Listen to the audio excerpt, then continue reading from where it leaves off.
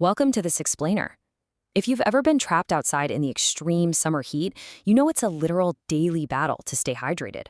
Well, today, we are going to break down a vibrant traditional village recipe that is specifically designed to conquer that intense, beating sun.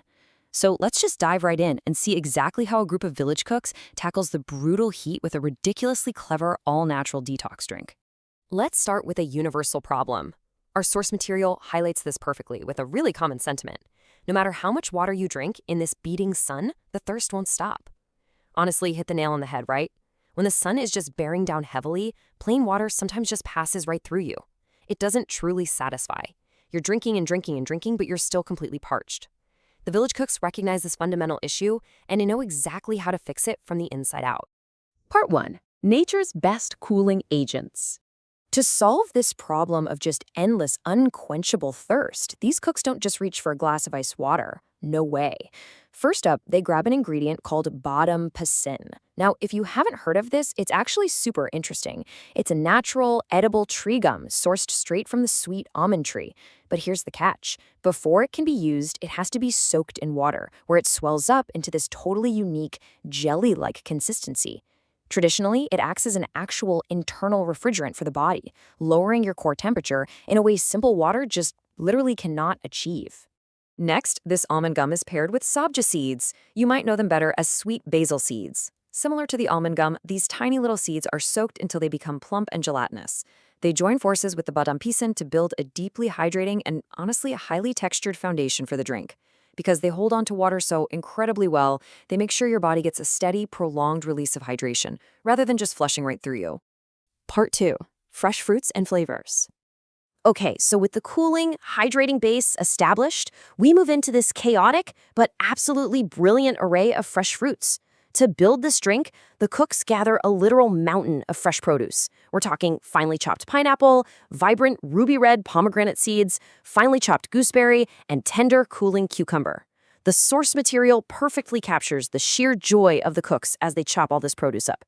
They're joking around with each other about their knife skills, playfully counting out the gooseberries, and just working as a seamless team. They're adding stunning color, sudden bursts of fruit juice, and a really satisfying crunch to the final drink. But what's really fascinating here is the intentional flavor balancing. This isn't just a bunch of random fruit thrown into some water. It's a careful exercise in culinary chemistry. They combine spicy ginger, which adds a sharp, vibrant kick to wake up the palate, with tart lemon to cut through and balance the sweetness. And what provides that sweetness, you might ask? Nari syrup. It's a rich, complex, herbal sugar base that ties the spice and the tartness together absolutely perfectly. Part 3. The master mixing process. So we've gathered our cooling agents, prepped our fruits, and balanced out our flavors. Now we enter the action phase. This is the highly energetic, communal assembly of all these incredibly diverse ingredients into one massive, refreshing batch. And the very first step is totally key. Instead of using plain tap water, they start with super hydrating tender coconut water as the primary liquid base. Then they add those soaked seeds and gum. Drop in all the freshly chopped fruits, squeeze in the citrus and ginger, pour heavily from that bottle of Nari syrup, and finally, chill the whole shebang down with massive blocks of solid ice. Once everything is loaded into the pot, they create what they call the whirlpool effect. The cooks grab a giant metal ladle to stir this massive pot, and they stir it so vigorously, churning the liquid round and round, that they enthusiastically compare the swirling mixture to a deep well whirlpool. You can just imagine the sheer volume of this drink spinning together, unlocking and perfectly combining all those incredible layered flavors. As all these ingredients swirl together, the drink just becomes incredibly colorful, thanks to the bright pomegranate seeds, the golden pineapple chunks, and the rich, dark herbal syrups. The whole thing transforms into a vibrant, multicolored visual feast. It looks so appetizing, instantly signaling to the brain that real relief from the heat is finally on the way. Then comes the absolute critical temperature drop. Heavy, solid blocks of ice are added directly into the massive pot. The concoction gets so freezing cold that when they use jugs to pour the mixture into individual glass bottles, the glass itself becomes wonderfully, intensely cold to the touch. Honestly, looking at it, you can almost feel the condensation dripping down the sides of the bottles. But wait, there is one final, totally essential touch. A handful of fresh mint leaves is tossed right into the mix. This adds a beautifully minty aroma, making the drink incredibly soothing and refreshing to the nose before it even has a chance to hit your palate. It literally engages all of your senses. Part 4. The final, refreshing verdict. So after all that communal, chopping, pouring, and wild whirlpool stirring, we arrive at the ultimate payoff, the moment the village cooks finally get to taste the results of their combined effort. During the tasting, one of the cooks notes, "The body feels cool, cool, cool."